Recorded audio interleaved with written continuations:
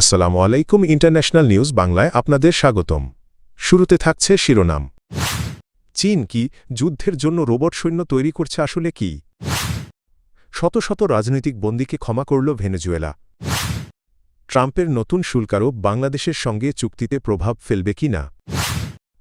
রাজা হওয়ার তালিকা থেকে অ্যান্ড্রুকে অপসারণের কথা ভাবছে ব্রিটিশ সরকার। ইসরায়েল মধ্যপ্রাচ্য দখল করলেও আপত্তি নেই, এটা তাদের অধিকার, মার্কিন দূত। মানুষের মতো দেখতে হিউম্যানয়েড রোবট হাতে অ্যাসল্ট রাইফেল নিয়ে ঘুরে বেড়াচ্ছে এমন একটি ভিডিও সামাজিক যোগাযোগ মাধ্যমে ভাইরাল হয়েছে।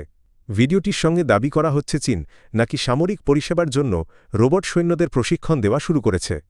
ভাইরাল পোস্টে আরও বলা হয় চীনের একটি হিউম্যানয়েড রোবট সরাসরি গুলি চালানোর পরীক্ষা চালাচ্ছে এবং এটি কৃত্রিম বুদ্ধিমত্তা বা এআই ব্যবহার করে পরিচালিত হচ্ছে। এমনকি ভবিষ্যতে যুদ্ধে মানুষের প্রয়োজন নাও থাকতে পারে এমন মন্তব্যও করা হয়েছে। তবে যাচাইয়ে দেখা গেছে ভিডিওটিতে যে রোবটটি দেখা যাচ্ছে সেটি চীনের রোবট নির্মাতা প্রতিষ্ঠান ইউনিট্রি রোবোটিক্সের তৈরি একটি বাণিজ্যিক হিউম্যানয়েড রোবট। এটি সামরিক বাহিনীর কোনো আনুষ্ঠানিক প্রকল্পের অংশ এমন প্রমাণ পাওয়া যায়নি। বিশ্লেষকদের মতে ভাইরাল ভিডিওটি মূলত প্রযুক্তি প্রদর্শনী বা পরীক্ষামূলক কন্টেন্ট হতে পারে, যা বাস্তব সামরিক ব্যবহারের সঙ্গে সরাসরি সম্পর্কিত নয়। এখন পর্যন্ত চীনের সামরিক বাহিনী রোবট সৈন্যকে অস্ত্রসহ যুদ্ধক্ষেত্রে মোতায়েনের কোনো আনুষ্ঠানিক ঘোষণা দেয়নি। বিশেষজ্ঞরা সতর্ক করে বলছেন ধরনের ভিডিও দাবির ক্ষেত্রে বিভ্রান্তি এড়াতে যাচাই করা তথ্যের ওপর নির্ভর করা জরুরি। ভেনেজুয়েলা শত শত রাজনৈতিক বন্দীকে ক্ষমা দেওয়ার ঘোষণা দিয়েছে। দেশটির এক আইন প্রণেতা জানিয়েছেন নতুন একটি আইন কার্যকর হওয়ার পর মোট ৩৭৯ জন রাজনৈতিক বন্দীকে ক্ষমা দেওয়া হয়েছে। খবর জানিয়েছে আল জাজিরা। শনিবার আল জাজিরার প্রতিবেদনে বলা হয় বৃহস্পতিবার ভেনেজুয়েলার ন্যাশনাল অ্যাসেম্বলি সর্বসম্মতিক্রমে এই ক্ষমা আইন পাশ করে। অ্যাসেম্বলি সদস্য জর্জ আরিয়াজা টেলিভিশনে দেওয়া এক সাক্ষাৎকারে জানান আইনের আওতায় ৩৭৯ বন্দীকেরাতের মধ্যেই অথবা পরদিন সকাল নাগাদ মুক্তি দেওয়া হবে। সরকারি সূত্র জানায় সংশ্লিষ্ট আদালতে ক্ষমা কার্যকরের জন্য প্রয়োজনীয় আবেদন ইতোমধ্যে দাখিল করা হয়েছে। ফলে বন্দীদের দ্রুত মুক্তি পাওয়ার সম্ভাবনা রয়েছে। প্রতিবেদনে বলা হয় এই সিদ্ধান্তের ফলে ভবিষ্যতে আরও রাজনৈতিক বন্দীর মুক্তির আশা করছে বিরোধী পক্ষ। তবে বহিরাগত শক্তির বিরুদ্ধে সশস্ত্র বা জোরপূর্বক কর্মকাণ্ডে জড়িত থাকার অভিযোগে অভিযুক্ত ব্যক্তিরা এই ক্ষমা আইনের আওতার বাইরে থাকবেন। সরকার এই আইনকে নাগরিক অধিকার রক্ষায় একটি গুরুত্বপূর্ণ পদক্ষেপ হিসেবে উল্লেখ করেছে।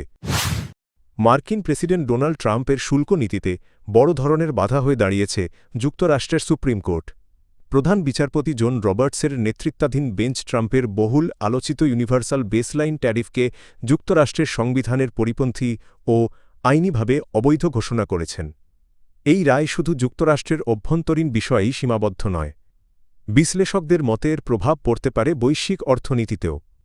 অনেক দেশের মতো বাংলাদেশের জন্য ট্রাম্পের শুল্ক নীতি দীর্ঘদিন ধরে বড় উদ্বেগের কারণ ছিল।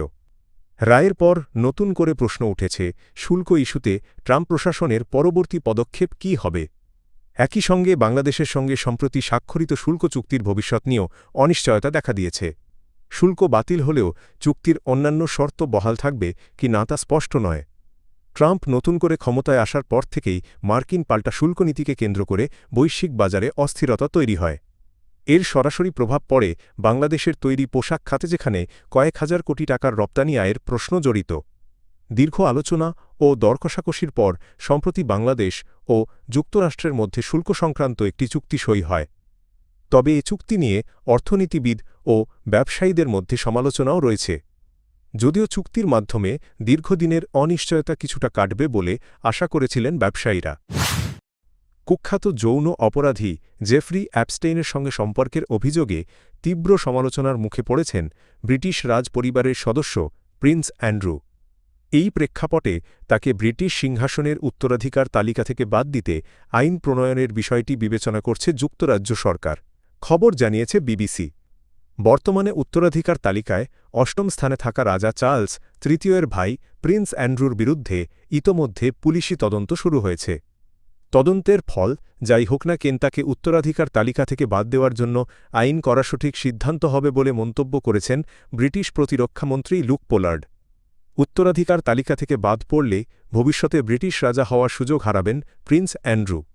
উল্লেখ্য প্রয়াত বিনিয়োগকারী ও দণ্ডিত যৌন অপরাধী জেফ্রি অ্যাপস্টেনের সঙ্গে সম্পর্কের অভিযোগের জেরে গত অক্টোবরে প্রিন্সসহ সব রাজকীয় উপাধি হারান তিনি। তবে এত কিছুর পরও তিনি এখনও সিংহাসনের দাবিদারদের তালিকায় ছিলেন। সরকারি দায়িত্বে থাকাকালে অসদাচরণের অভিযোগে বৃহস্পতিবার তাকে পুলিশ হেফাজতে নেওয়া হয়।